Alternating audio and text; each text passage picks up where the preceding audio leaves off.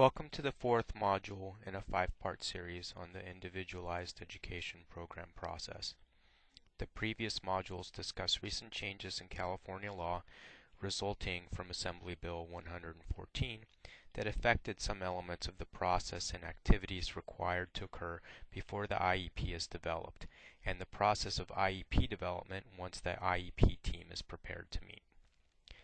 This module includes two activities based on information pulled from student IEPs to show how IEPs can be analyzed to see if they have been reasonably calculated to provide educational benefit for the student.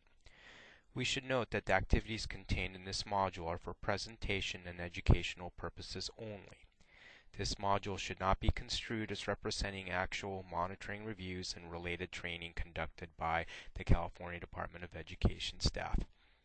Those reviews, while covering the same concepts contained in this presentation, are much more thorough in nature and require a greater level of documentation than what is covered in this presentation.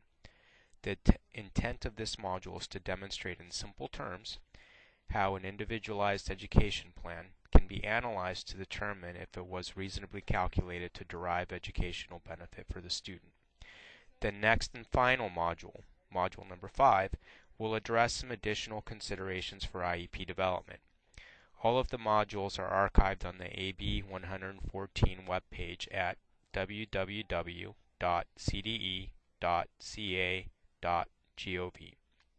Individuals seeking information on the Individualized Educational Program process are encouraged to consider viewing any or all of the other modules in this series.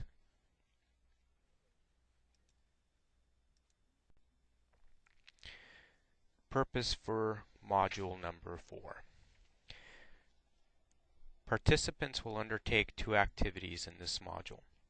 The first activity focuses on determining if an individualized education program complies with specific legal requirements, using a tool that is similar to monitoring protocols that are used by California Department of Education staff. The second activity focuses on determining if an individualized education program, or IEP, is designed to result in educational benefit for the student. Educational benefit being a requirement set by the U.S. Supreme Court decision, Board of Education versus Rowley. In this activity, participants will review IEP data pertaining to a student's mental health needs as related to changes created by Assembly Bill 114 over a 2-year period to determine whether the changes in the IEP were reasonably calculated to support the student to make appropriate progress towards IEP goals. The IEP forms and data contained in this module represent actual IEPs. Personally identifiable information and local educational agency specific information has been removed. Disclaimer. It is important to clarify that the activities in this module are only simulations of the actual processes that the California Department of Education staff use in reviewing individualized education programs, or IEPs. The charts and forms used in this module were developed specifically for presentation purposes and are not the actual documents that are used to conduct a full educational benefit review as part of either a special education self-review or verification review.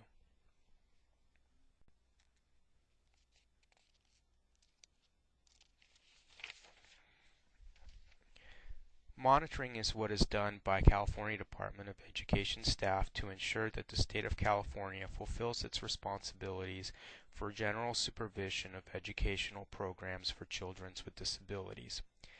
The federal requirements for state monitoring and enforcement activities are found in Title 34 of the Code of Federal Regulations, sections 300.600 through 300.609. Essentially, the state monitors school districts and other local educational agencies to ensure that they are complying with the requirements of the Individuals with Disabilities in Education Act.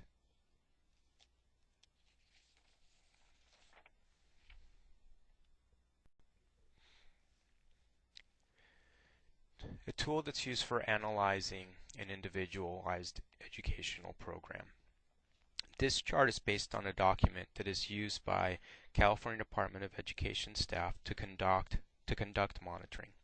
For each of the items contained in this and the next slide, you will look in the 2012 Individualized Education Program, or IEP, for documentation of evidence showing that the compliance test has been met. You are not looking for the best or optimal response for each item. Rather, you are looking to see if there is evidence to support the local educational agency's completion of the requirement being tested. Compliant means that the IEP contains documentation that meets the compliance test as based on statutory or regulatory authority. Non-compliant means that the IEP did not contain documentation that meets what is required by the compliance test.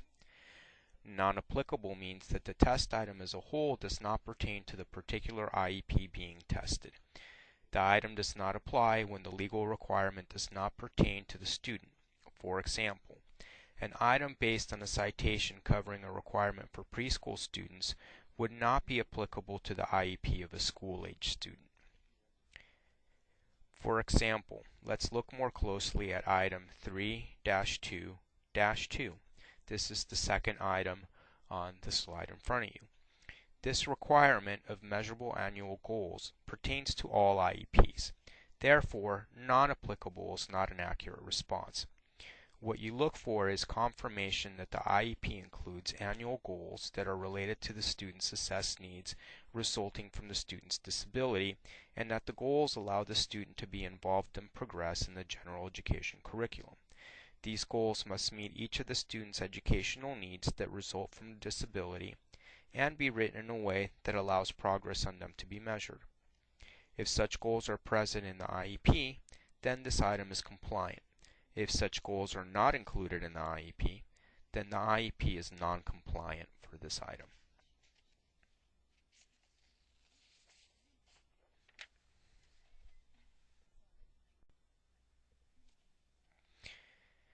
Let's look at item 3-2-7. This is the second item on this slide. This item actually includes 3 criteria that the IEP must meet in order for the item to be considered compliant. Does the IEP include a description of how the student's progress towards meeting annual goals will be measured? Each annual goal must be written in a way that provides a description of how the goal will be measured. Does the IEP include a description of how the student's progress on annual goals will be reported? The IEP must include a statement of how progress reports will be provided. On most IEPs, there will be a box that needs to be checked indicating how this will be done.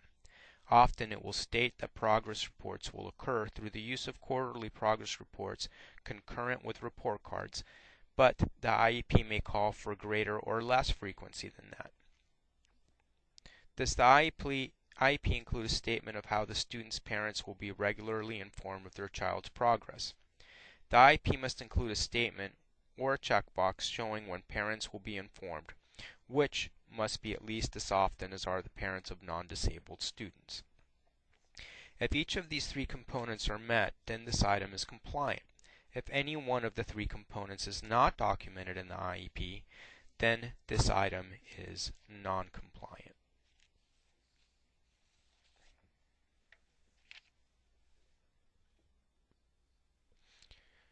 Our first activity, monitoring for legal compliance. To complete this activity, you will need to print the 5th and 6th slides of this presentation. You will review and analyze the mock individualized education program for a student we have named Abby, presented in the following slides, number 8 through 24. Use the tool that you have printed out to determine if each of the items listed in the IEP is compliant, non-compliant, or non-applicable.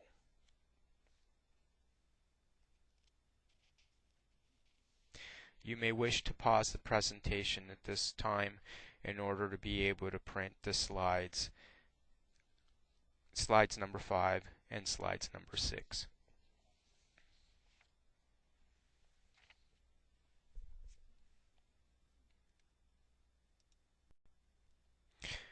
With this slide, we start our sample IEP for our student, Abby. This is a sample IEP document that has been mocked up using information from an actual individualized education program. This page of Abby's IEP tells us the date that the IEP was created, which was February 1st of 2012, when Abby was found eligible for special education and related services. This was on April 22nd of 2010. This page also provides some demographic data. We know that Abby is 8 years old, in 3rd grade, and is African American. The Individualized Education Program team has designated Abby's disability as emotional disturbance. Keep in mind that disability designation does not in itself affect the services that are provided to Abby. Abby's services are to be based on her specific needs to support her progress on her IEP annual goals. This page of the IEP also provides a statement relating to how Abby's disability affects her involvement and progress in the general curriculum. According to the IEP, Abby exhibits clinically significant internalizing and externalizing behaviors and emotional symptoms which adversely affect her educational performance.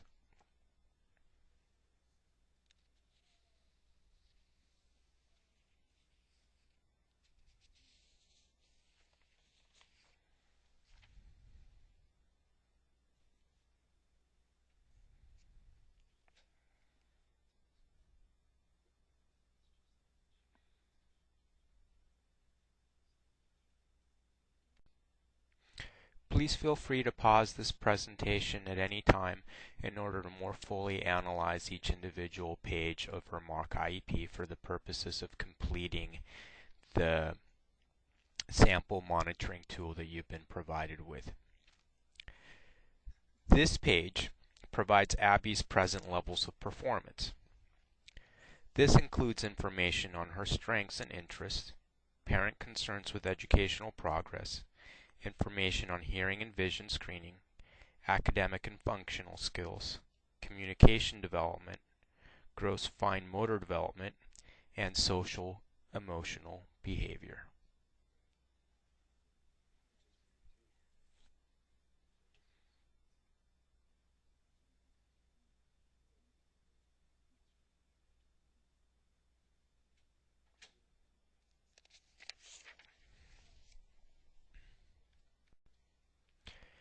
This is the 3rd page of Abby's IEP. This page is a continuation of her present levels for social, emotional, and behavior, as well as vocational, adaptive living skills, health, and notes regarding her medications.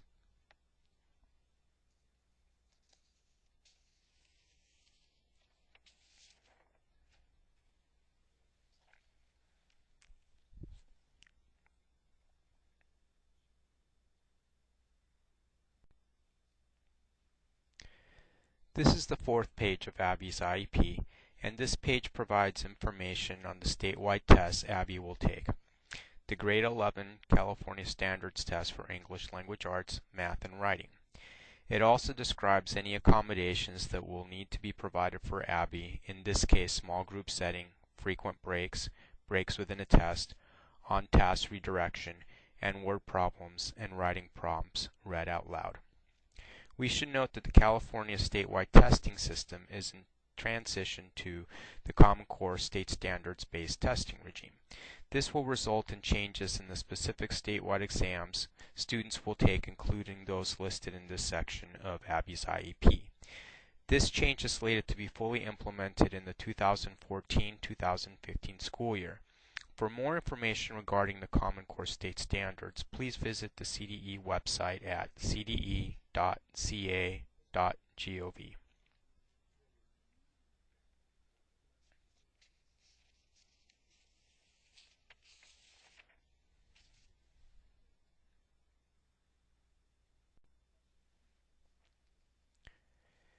In this, the 5th page of Abby's IEP, we call this the Special Factors page, which documents that Abby does not need any assistive technology or low incidence services. This page also documents that Abby engages in behavior that impedes her learning, and to address this concern, the IEP team has developed a behavior support plan addressing externalizing behaviors of yelling out, throwing objects, elopement, which means leaving the class or campus without permission, and self-injury. Positive behavior interventions, strategies, and supports to be used with Abby are documented on this page. These include smaller class size, positive behavioral support training program, sensory materials, and frequent breaks. At the bottom of the page, the IEP also indicates that Abby needs goals for classroom behavior and social skills.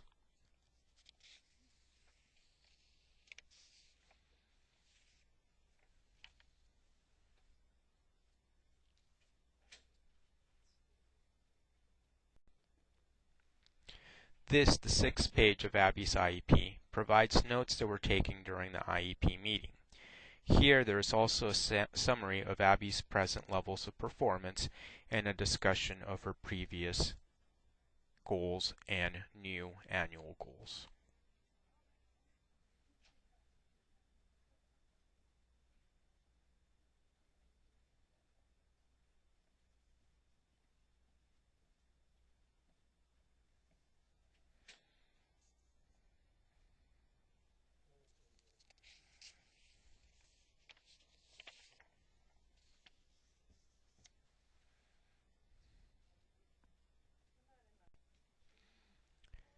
The next several pages concern Abby's annual IEP goals. This page of the IEP, the 7th page, provides Abby's reading comprehension goal, her baseline or current level of performance on this goal, how the goal will be measured, and the standard to which it is aligned, in this case a 97 English Language Arts standard, and who is responsible for assisting Abby in meeting the goal. Periodic progress reports on this goal are not provided. It should also be noted that since the state adoption of the Common Core State Standards, IEP academic annual goals need to be aligned to the grade level Common Core State Standard for English Language Arts and for math.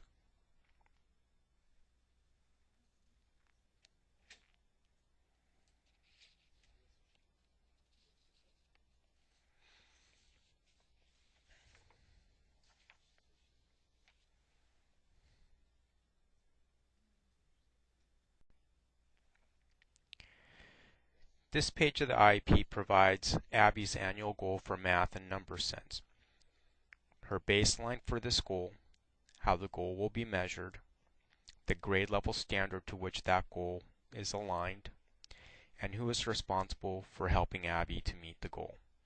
As schools transition to the Common Core standards, academic IEP goals should also shift as needed to align with those standards. It should be noted that periodic progress reports for this goal are not provided or documented in this IEP.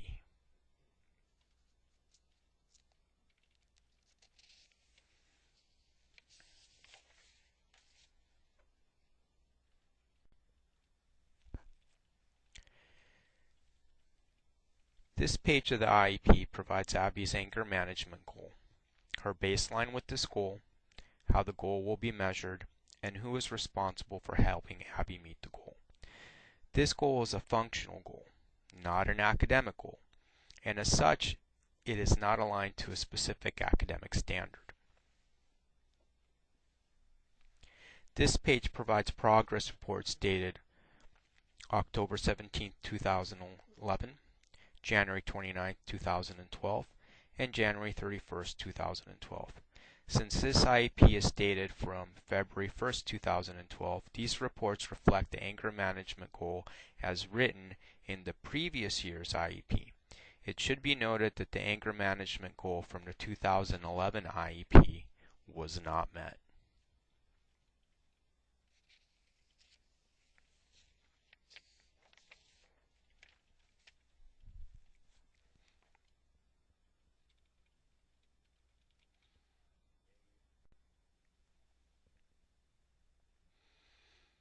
This page of the IEP for Abby provides an annual goal for classroom behavior. A baseline is provided for this goal as well as how the goal will be measured and who is responsible for helping Abby achieve the goal. Again, progress reports are provided, but these are for the goal from the 2011 IEP. It should be noted that the related goal from the 2011 IEP was not met. Progress report for this goal from the 2012 IEP are not provided or documented.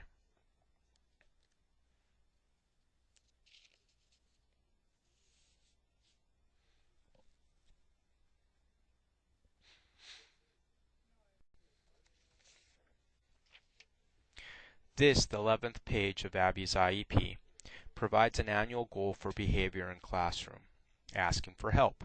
This page also includes the baselines of Abby's performance for this goal, how the goal will be measured, and who is responsible for working with Abby on this goal. This goal also has two short-term objectives. Progress reports were not documented for this goal on the 2012 IEP.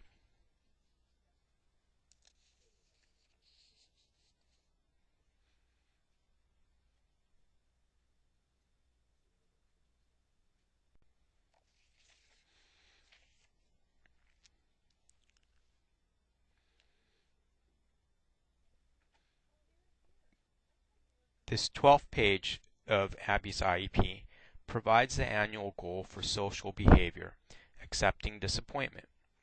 A baseline is provided as well as how progress on the goal will be measured. It is also documented who will be responsible for working with Abby to meet this goal, and two short-term objectives are also included. Progress reports for this goal were not documented on this IEP.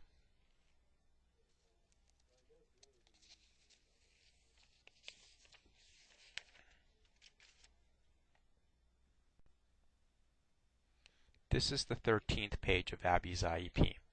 This page addresses Abby's need in the area of social emotional development. It includes a baseline for accepting criticism, a measurable annual goal for her development in this area, how the goal will be measured, who is responsible for supporting Abby's progress towards the goal, and two progress reports for this goal that reflect the 2011 IEP annual goal in this area. Abby did not meet this goal for the 2011 IEP. Progress reports for the 2012 IEP are not documented on this form.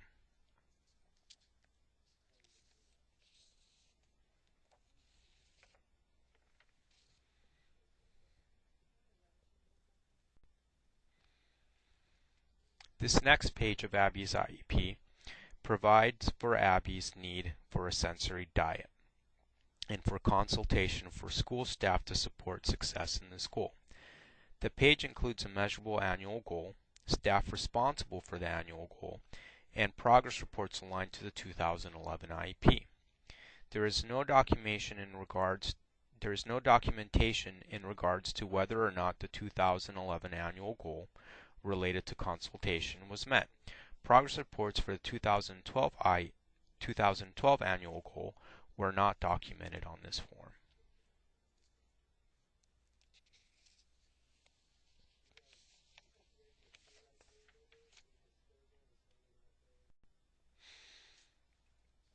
This next page of Abby's IEP further addresses Abby's social emotional needs by providing a second goal for self-management. The page includes a clear description of how progress on the goal will be measured, who on staff is responsible for assisting Abby toward the goal, and two short-term objectives. Progress reports for this goal are not documented on this IEP.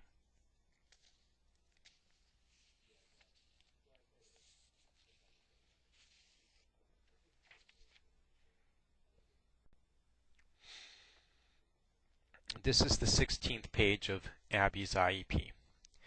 This page contains the LEAs, local educational agencies, or school district offer for special education and related services to the student for the 2012 IEP, the student in this case being Abby.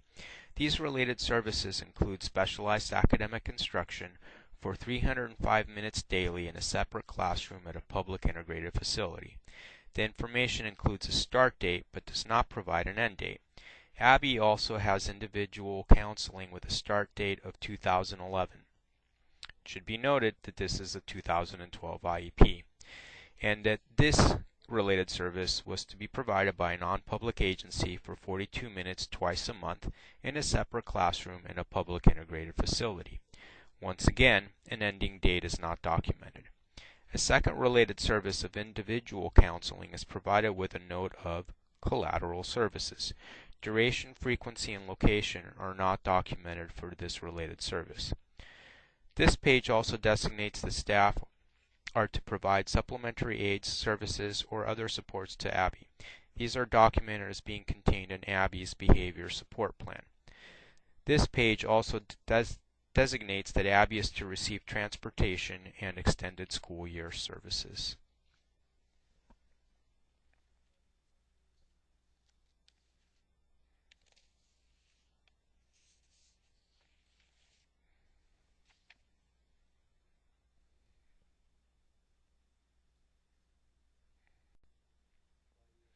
This is the 17th page of Abby's IEP. This page provides documentation for Abby's appropriate educational setting. It notes that the program is not available at Abby's home school and also provides the percentage of time Abby spends outside the regular education class, the percentage of time in regular education class, and notes on her participation in extracurricular and non-academic activities.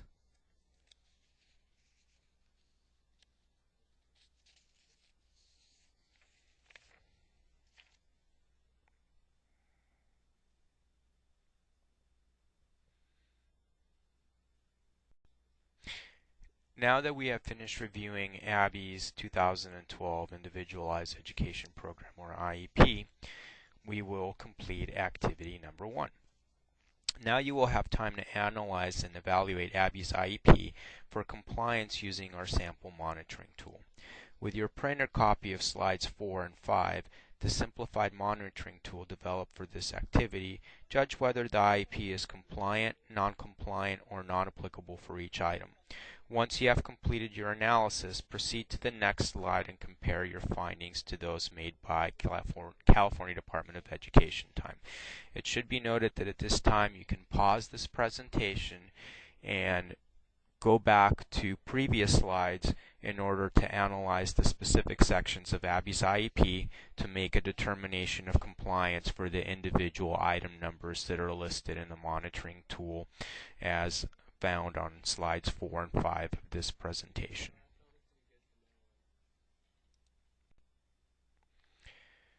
This slide shows the findings made by California Department of Education staff from Abby's IEP for each item found on our monitoring tool, sample monitoring tool from slides 4 and 5 in this presentation.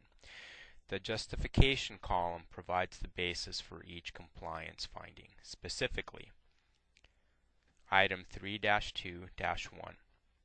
The IEP, in this case Abby's IEP, provided present levels of performance and a statement of the disability and how the disability impacts involvement and progress in the general curriculum for Abby. See the present levels of performance page. Present levels were also documented in annual goals as the baseline. Item 3-2-2. Both academic and functional goals were included, and this met the requirement for this item. Item 3-2-3.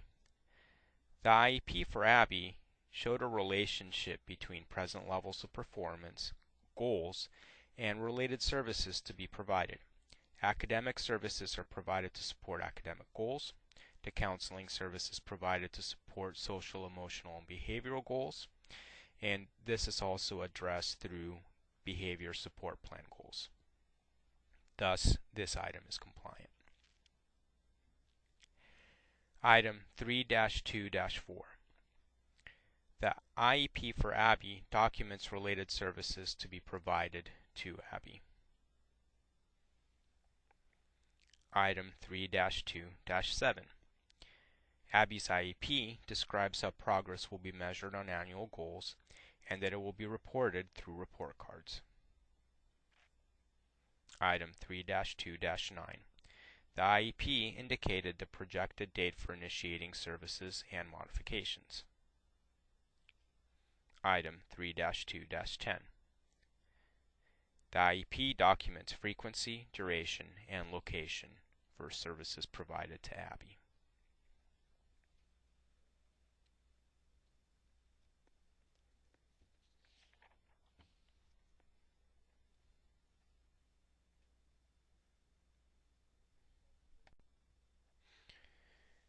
Our second activity is part of this presentation: the educational benefit analysis for a student receiving mental health related services. For our second activity, we are going to analyze two individual education programs for Zeke. This time, our lens for analysis will not be one of compliance with a discrete regulation or statute as represented by an individual item, but rather whether or not the individualized educational program was reasonably calculated to provide the student with educational benefit. This is often referred to as the Rowley standard, based on the landmark federal Supreme Court case of the same name, from which the legal concept and requirement for educational benefit was derived. Again, as we engage in activity number 2, you may wish to pause the presentation at any time to be able to more fully analyze the information provided in the presentation slides. Educational benefit. What does it mean? To meet the educational benefit expectations, the IEP team needs to keep two important points in mind. First, the elements of the student's IEP work together toward the objective of ensuring that the student will have an opportunity to progress academically, and the combination of the student's instructional placement and related services all contribute to that outcome. And secondly, that the Individualized Education Program, or IEP, addresses the specific needs and current levels of performance of the student and sets appropriate performance goals based on the student's current circumstances that will demonstrate that the student is receiving sufficient support to progress towards annual goals. Both of these points intend the IEP team to focus on outcomes for the student and to make placement and service decisions to support those outcomes. This outcome-based approach is most likely to ensure that the student is appropriately served and that the school district fulfills its responsibilities under federal law. Also, using an outcomes-based approach allows for the quality of the district's or local educational agency's service and the appropriateness of the IEP to be measured in terms of how the student progresses.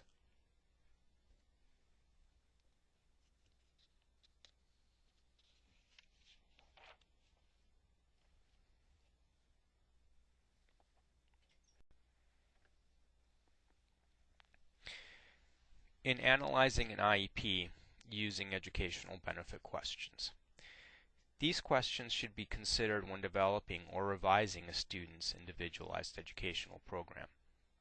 They will assist the IEP team in ensuring that the resulting IEP is designed to provide the student with educational benefit.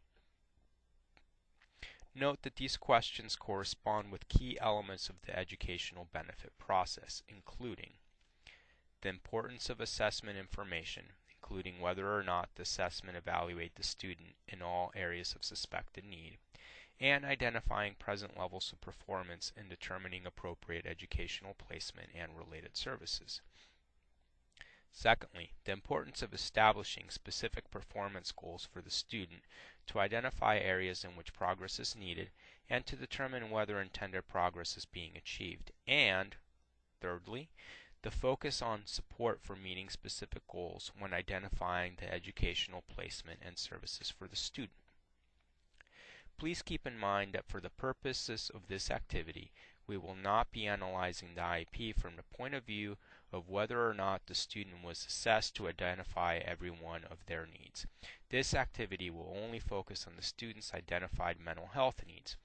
As with the last activity, this is only a limited simulation of the actual process undertaken by California Department of Education staff, which considers all the elements of the IEP.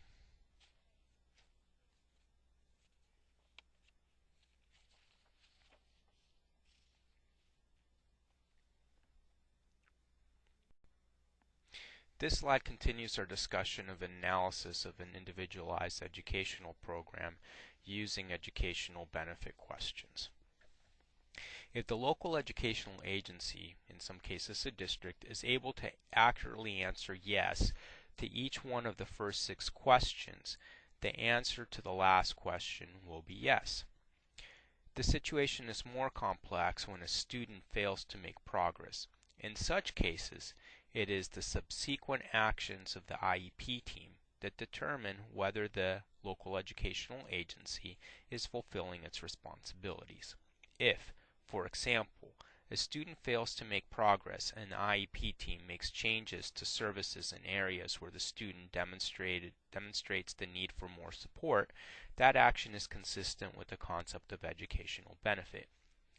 If, however, the student fails to make progress and the IEP team continues the same services and instructional context for the student, it is not reasonable to conclude that the student's new IEP has been reasonably calculated to result in educational benefit.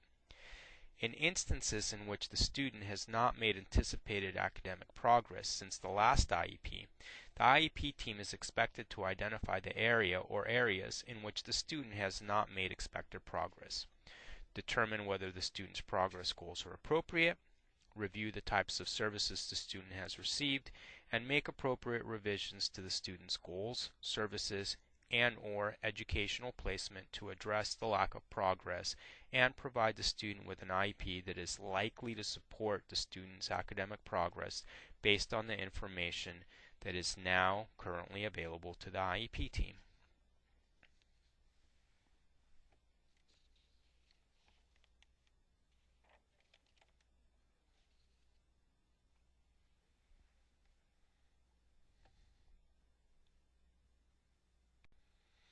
As stated in the previous slide, for our second activity in analyzing Zeke's IEP, we will be focusing on educational benefit questions that focus on Zeke's mental health needs. The analysis for activity number 2 will take you through the use of specific questions meant to determine whether or not educational benefit was provided for our second fictional student Zeke through reasonably calculated IEPs. Again, it should be noted that educational benefit analysis, when done by California Department of Education or local educational agencies as part of monitoring, would focus on all of Zeke's needs. For the purposes of this presentation and to simplify the analysis, we will be focusing only on Zeke's mental health needs. As with Abby, we have used information that was available on an actual student's IEPs in developing the IEP information for Zeke. However, unlike the last activity, we will not be recreating the actual IEP form pages. Instead, for efficiency, we have created tables that draw from the IEP contents that specifically address areas to be investigated and analyzed.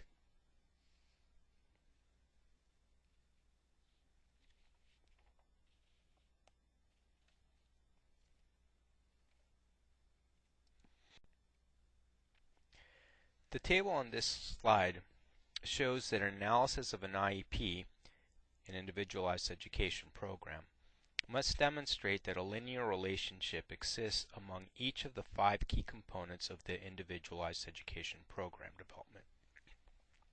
These are the assessment data used to determine eligibility and identify needs for special education-related services, the identified needs, these being the educational needs of the student that are related to the disability and how the disability impacts the student's ability to access and progress in the general education curriculum, the present levels of performance as related to each identified area of need, providing information as to how the student is doing, annual goals, which can be both academic and non-academic, such as behavior, that are related to each area of identified need, and the goals are meant to help the student progress beyond their present levels of performance for each area of identified need, and progress, which is reported the progress made on each annual goal. This is an important component of the IEP, as these data will drive decisions by the IEP team as to how the IEP should be adjusted. We will start our analysis by investigating the assessment results for Zeke in the following slides, which will answer the first educational benefit question, which is the assessment complete and does it identify the student's needs?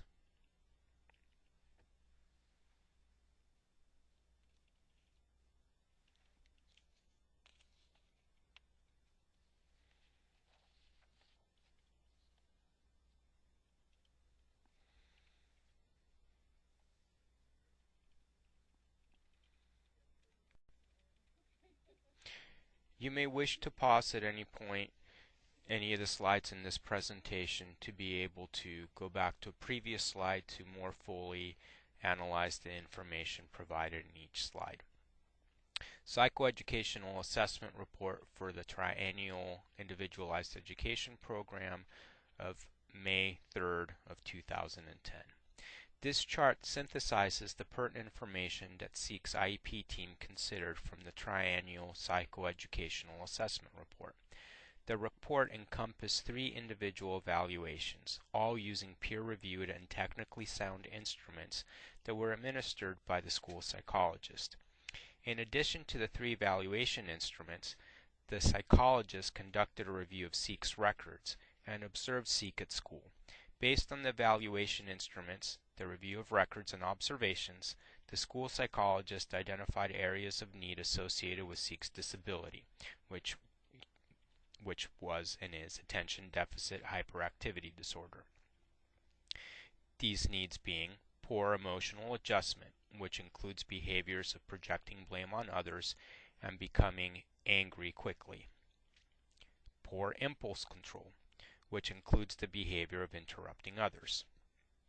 And low social skills, Zeke being argumentative. The school psychologist recommended to the IEP team that Zeke be found to continue to be eligible for special education and related services, and that he would benefit from 2 specific strategies. The first being a small, highly structured, self-contained class, and the second being instructional strategies that would promote positive social interactions meant to increase his impulse control, modulate his anger, and improve his problem-solving skills.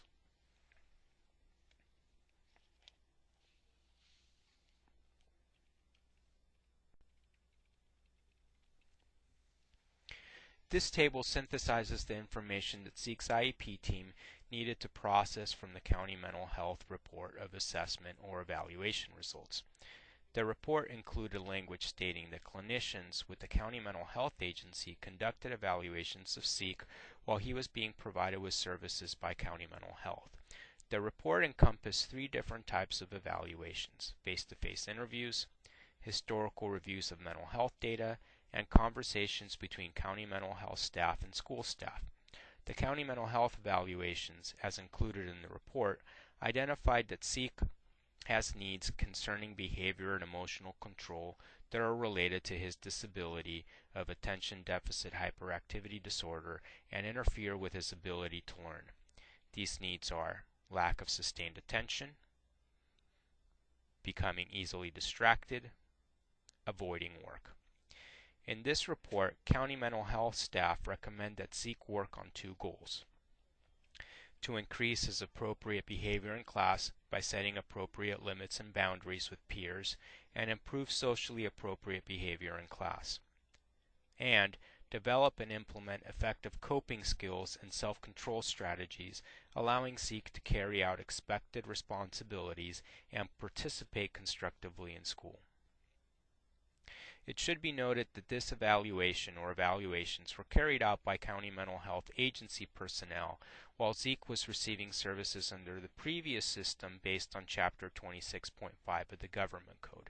This system was usually referred to as AB 3632, and thus Zeke would have been identified as a student that was receiving AB 3632 services. This would have occurred prior to AB 114, Assembly Bill 114, being chaptered into law.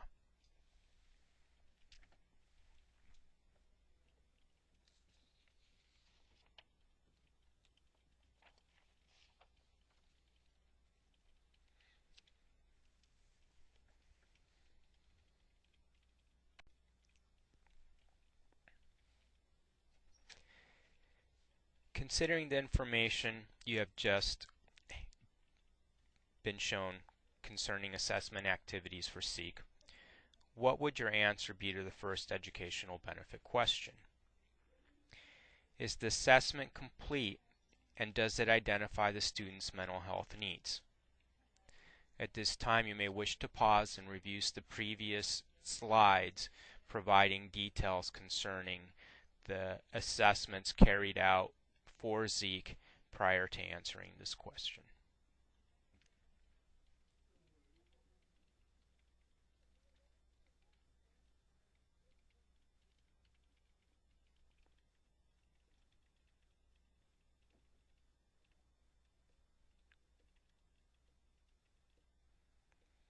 Is this assessment complete, and does it identify the student's mental health needs? In regards to the mental health needs of Sikh, the assessments were complete and it identified his mental health needs. So the answer to this question is yes. The analysis for this question comes from Title 34 of the Code of Federal Regulations, Section 300.304. This section provides the requirements for evaluation procedures. The review of records, as provided for in this exercise, indicates that in general the local educational agency's overall assessment of the student for his mental health needs met the procedural requirements found in federal regulations. As provided for in this exercise or simulation, the mental health assessment for this student included 2 separate reports comprised of 8 individual evaluations, thereby meeting the requirements for the use of multiple assessment tools and strategies that are technically sound. The assessment process provided relevant information that assisted the IEP team in determining the educational needs, as created by the mental health needs, of Sikh, or for Sikh.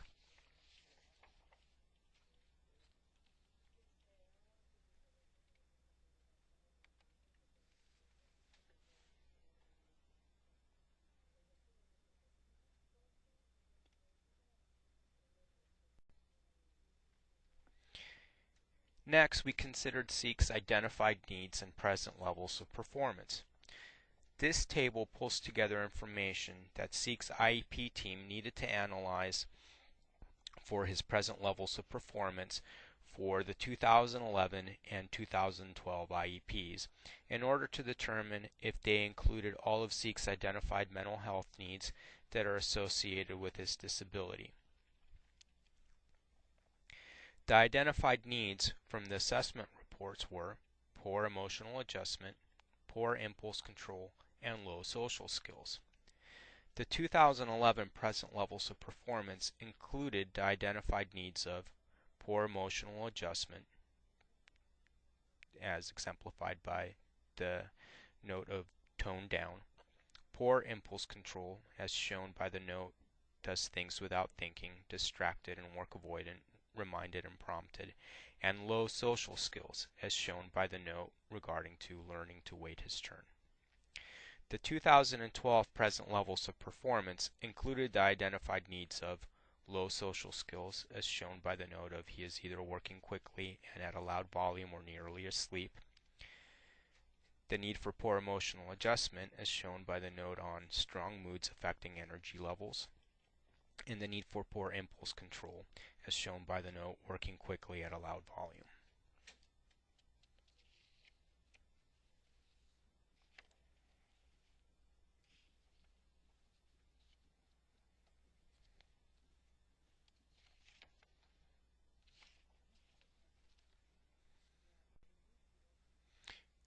Now we need to conduct an analysis for the second educational benefit question. The question being, do the present levels of performance include all of the needs identified in the assessment? Again, it should be noted that we are limiting ourselves only to the mental health needs of Sikh. Therefore, this question pertains to the mental health assessments. So now for the second educational benefit question. Do Zeke's present levels of performance include all of the mental health needs identified in the assessment? Emotional adjustment and impulse control are both included in the present levels of performance in the 2011 IEP, but they are weak to non-existent in the 2012 IEP. Social skills are addressed in the 2011 IEP, but the 2012 IEP does not have present levels of performances for social skills. Taken as a whole, the present levels of performance do not include all the needs identified in the assessments when you take a look at both the 2011 and the 2012 IEPs for Zeke.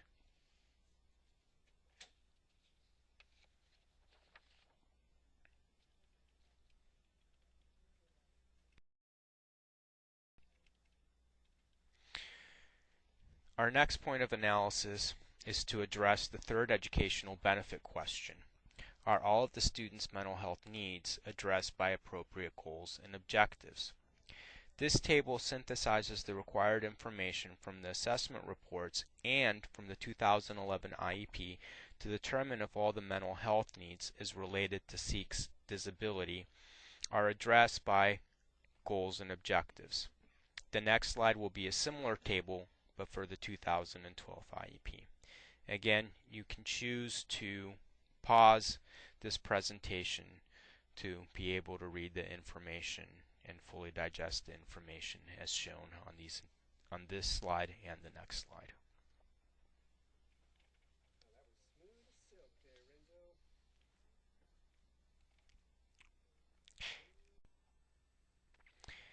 This slide is for the 2012 IEP and synthesizes the information from the assessment in the 2012 IEP that the IEP team reviewed to determine if for each one of the needs there are goals and objectives aligned to those needs.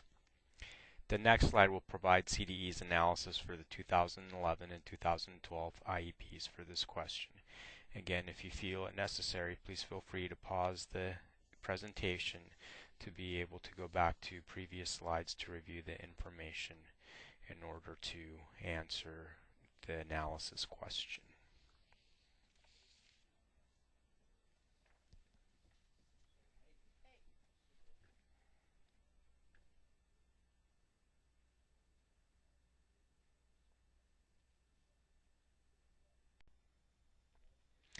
Analysis of educational benefit question number 3. Are all of the students' mental health needs addressed by appropriate goals and objectives? The 2011 IEP had goals aligned to impulse control and social skills, but none of the goals seemed to address the emotional needs of Zeke, in particular his anger issue. The 2012 IEP had a goal for impulse control, but none for emotional and social needs.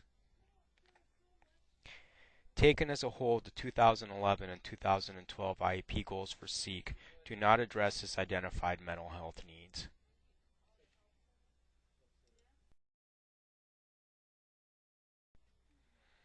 With this slide, we're going to continue our analysis, but we're going to take a look at whether or not the services that are being offered to Zeke support the goals and objectives that are included in his IEP. To answer the fourth educational benefit question, do the services support the goals and objectives? We're going to look for a clear relationship between the related services that the IEP team has established for the student and the student's IEP goals. This particular table pulls together information that the IEP team would have analyzed from the 2011 IEP. In this case, we are looking at the goals and objectives and comparing them to the related services provided to Zeke. The question for our analysis is, do the related services provided to Zeke help to support his progress on each of the goals? The next slide will look at the goals and objectives as compared to the related services offered for the 2012 IEP.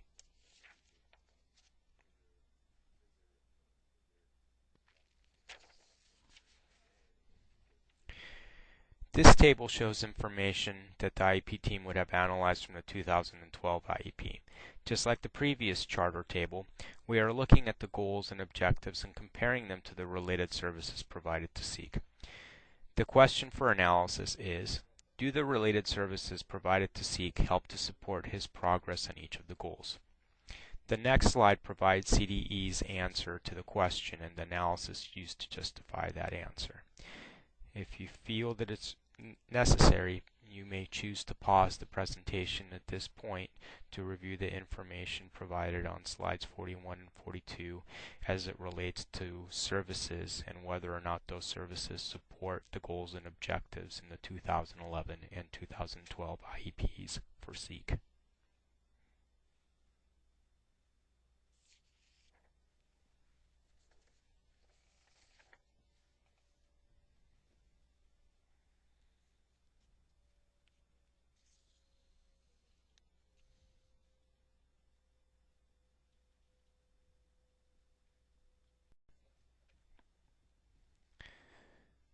So the analysis of our fourth educational benefit question, the question being, do the services provided for both the 2011 and 2012 IEPs support the goals and objectives for the 2011 and 2012 IEPs?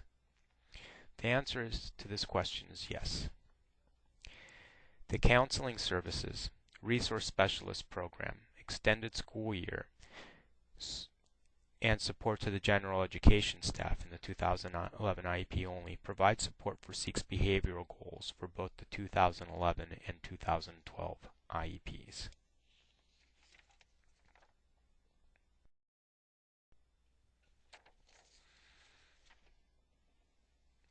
Our next question for analysis, or the fifth educational benefit question, is, did the student make yearly progress?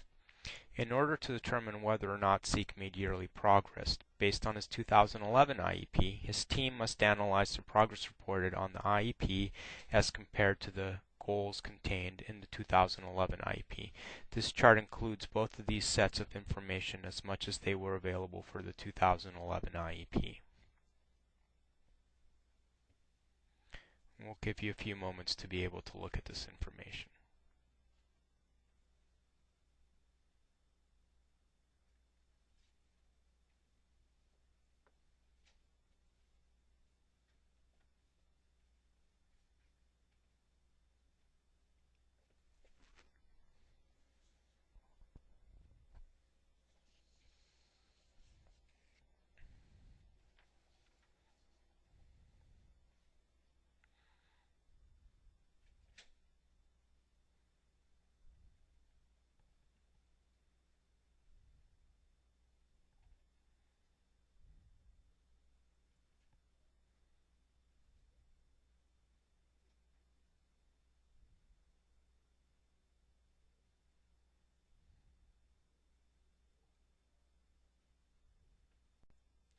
We continue our analysis to see if Zeke made yearly progress. On this slide, we're taking a look at information from the 2012 IEP. The information from the 2012 IEP will lead Zeke's IEP team to analyze whether or not Zeke made yearly progress on the basis of the goals stated progress from 2012 IEP. Give you a few moments to be able to read the information on this slide.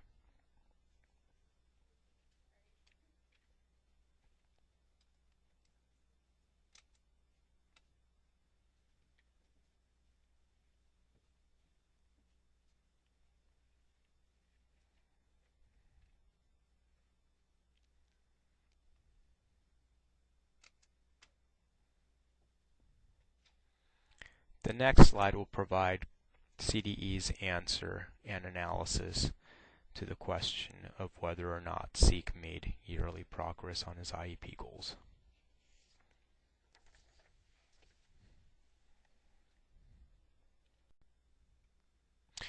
Here we continue our analysis on whether or not Zeke made yearly progress with the goals as stated in the 2011 and 2012 IEPs. No, both the 2011 and 2012 IEPs lack documentation showing that for each goal that Zeke had made progress. So there was not sufficient documentation to be able to ascertain whether or not Zeke had made progress.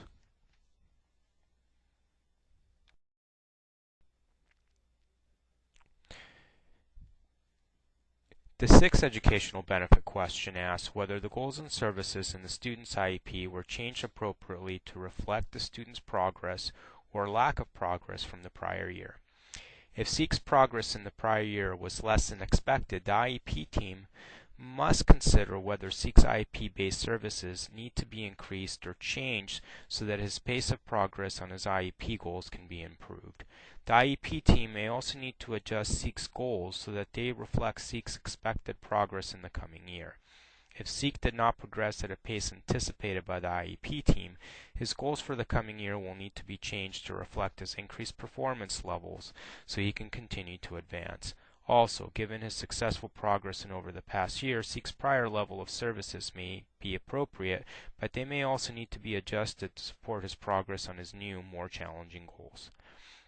A comparison of Zeke's goals and services for the 2011 IEP to his goals and services for the 2012 IEP will determine whether, based on Zeke's progress on his 2011 goals, his IEP team made appropriate adjustments to those goals and services.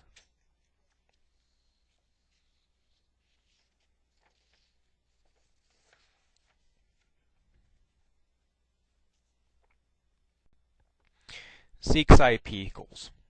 This slide provides Zeke's IEP goals in the 2011 IEP on the left column and on his IEP goals for the 2012 IEP on the right column. Compare the goals for the 2 years. What has changed? What has remained the same? Given Zeke's level of progress in 2011, were his IEP goals in the 2012 IEP changed appropriately to reflect that level of progress?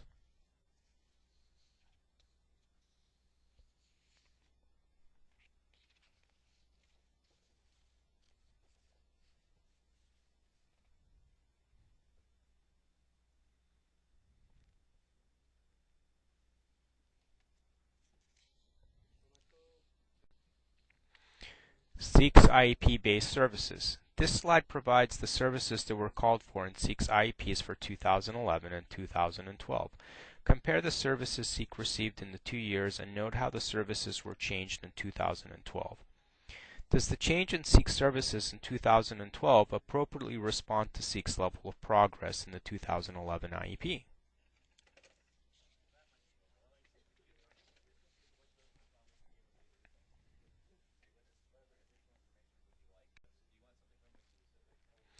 Now to answer educational benefit question 6. Given Zeke's level of progress in 2011, were Zeke's goals and objectives changed in his subsequent IEP to appropriately assist Zeke in making progress? Were Zeke's services changed in the subsequent year to better support his progress?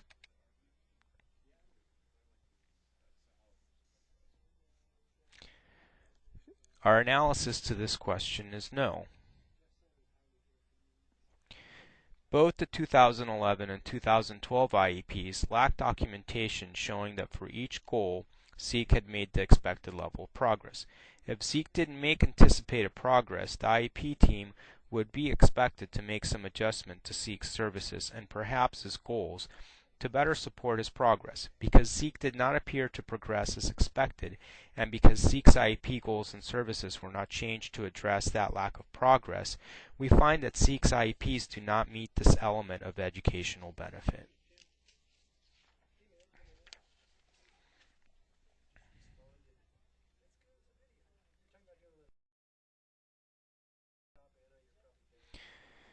So this takes us to the point where now we can conclude activity number 2 based on educational benefit questions that led us to more deeply analyze the 2011 and 2012 IEPs for Zeke's.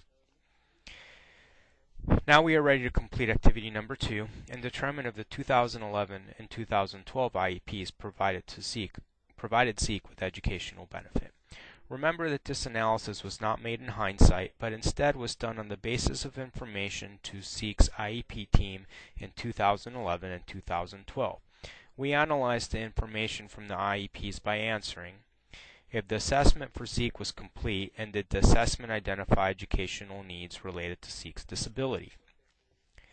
We also answered of whether or not the 2011-2012 IEPs included statements of present levels of performance that covered all of Zeke's identified educational needs, keeping in mind that we have constrained ourselves to only mental health needs here that were related to Zeke's disability. We also looked at if in both the 2011 and 2012 IEPs were Zeke's educational needs, as they relate to his mental health needs, addressed by goals and objectives. And we also looked at whether or not the related services provided to Zeke in the 2011 and 2012 IEPs supported his ability to make progress in each one of his goals. The following two slides will provide CDE's answers based on the analysis that we have previously discussed.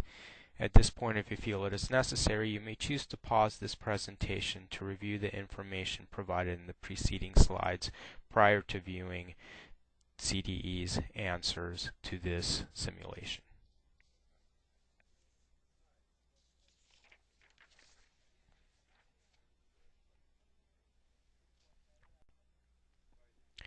Was educational provided to Zeke? Let's review the analysis that has been conducted.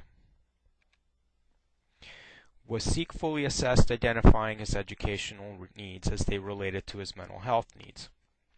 Yes. When we reviewed the evaluations conducted by the school psychologist as reported in the Psychoeducational Triennial Assessment Report and the ongoing evaluations provided by county mental health staff as documented in the Government Code 26.5 report, both fully assessed the student for how his mental health needs impacted his ability to learn.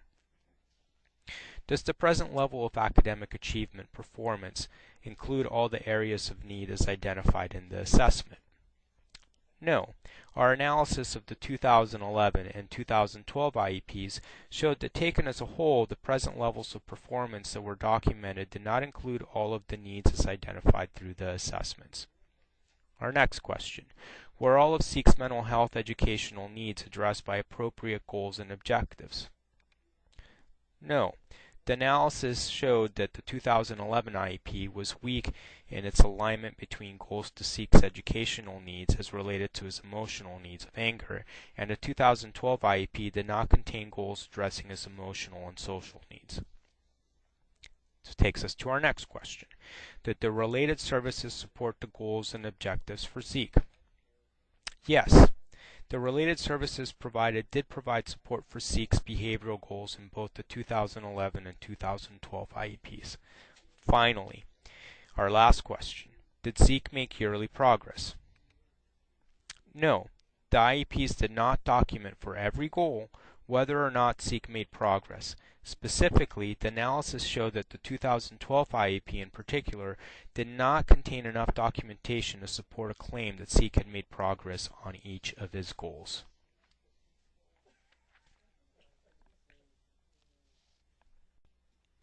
Since we have determined that the student did not make yearly progress, we asked the following questions to determine if educational benefit was provided for Zeke. First, were enough services provided to ensure that the student could make progress?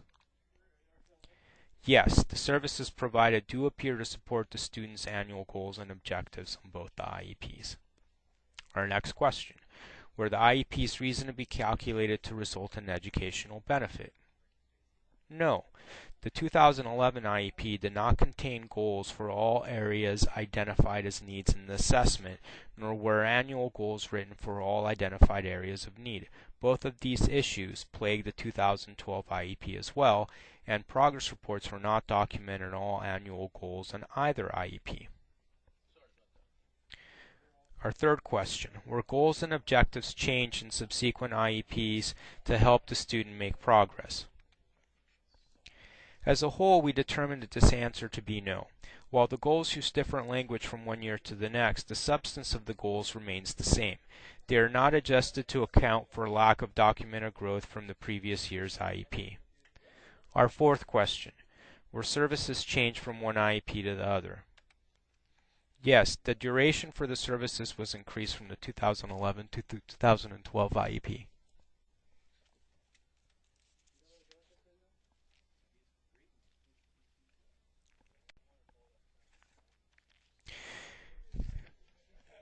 Based on the answers from the analysis conducted on the educational benefit questions. The IEP team determines whether or not Zeke's IEPs were reasonably calculated to provide educational benefit. If the IEPs do not appear to provide the student with educational benefit, the IEP team should consider what else is needed or needs to be done in order for Zeke's IEPs to meet the educational benefit standard. We will provide you with some time to answer these two questions on your own prior to providing you with CDE's response that is made available in the next two slides. Again, you may choose to pause this presentation at this point to go back and review information previously provided in other slides in order to help you arrive at your determination.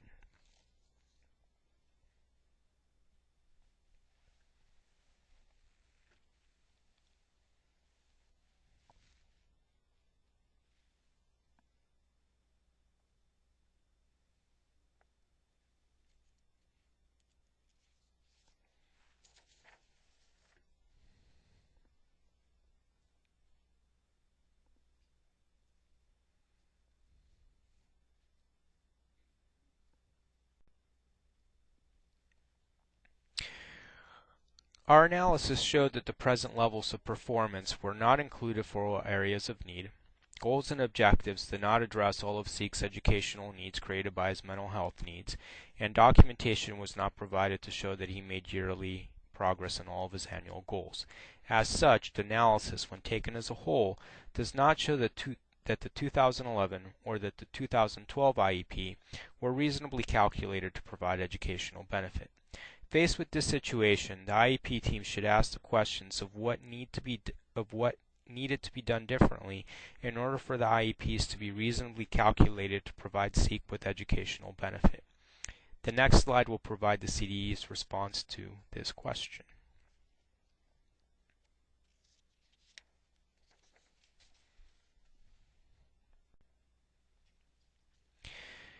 What, if anything, should have been done differently by the IEP team so that the student has a compliant IEP? Essentially, for each educational benefit question where the analysis yielded an answer of no, the IEP team needs to review the contents of the IEP that are aligned to that question and make sure that the IEP contains documentation satisfying the need created by that particular requirement. In this case, the IEP team needs to address the lack of present levels of performance is aligned to Zeke's identified educational needs coming from the assessment reports, the lack of goals for all identified areas of educational need, and the lack of progress report for all goals.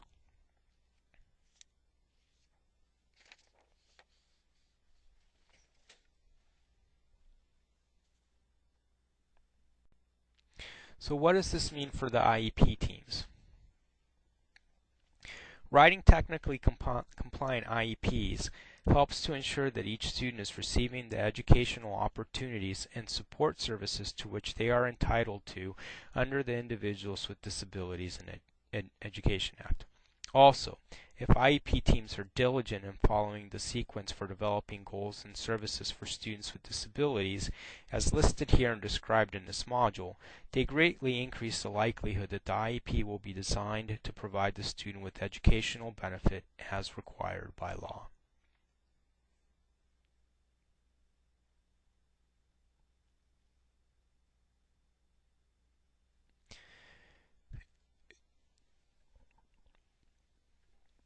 Our sample exercise has shown that the educational benefit analysis exercise shows us that it is important for IEP teams to make sure that the IEP of a student contains a logical sequence starting with assessment, moving to the identification of the student as having a disability, from establishing that the student has a disability, identifying the educational needs associated to the disability,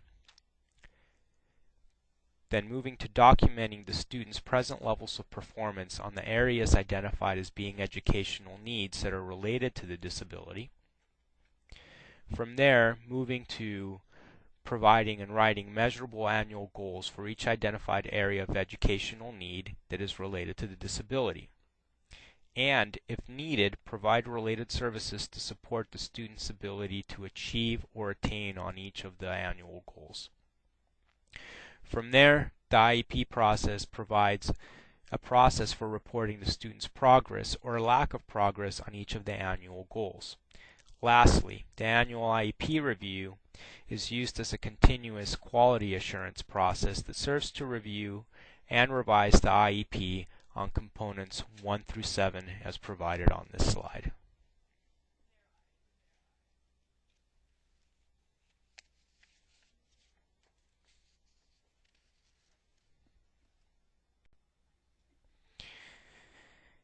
This completes the fourth module in this series. We encourage you to view the fifth and final module, which addresses additional considerations for IEP development. Module 5 will make clear some additional legal requirements concerning IEP development and related activities, including timelines for completion of activities that are established in law, a clear understanding among all involved parties of the specific services to be provided and how and when each service is to be provided, the importance of establishing student performance goals and creating an appropriate plan for measuring student progress, and the requirements concerning the frequency of assessing student progress. We will also note some other resources that provide additional information on the IEP development process and related activities.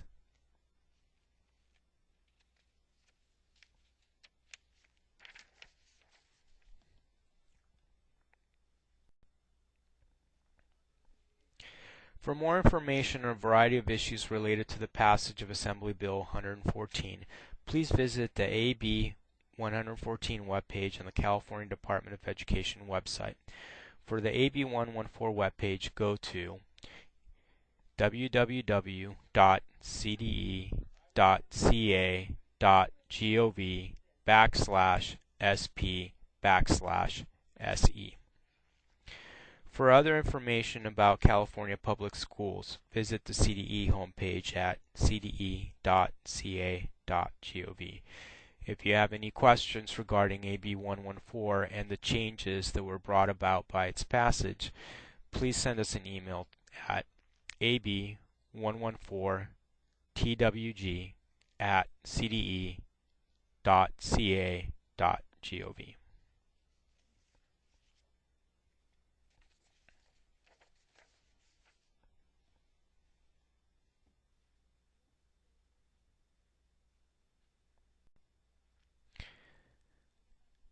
Here are several additional resources that provide more detailed information on the subjects addressed in this series of modules.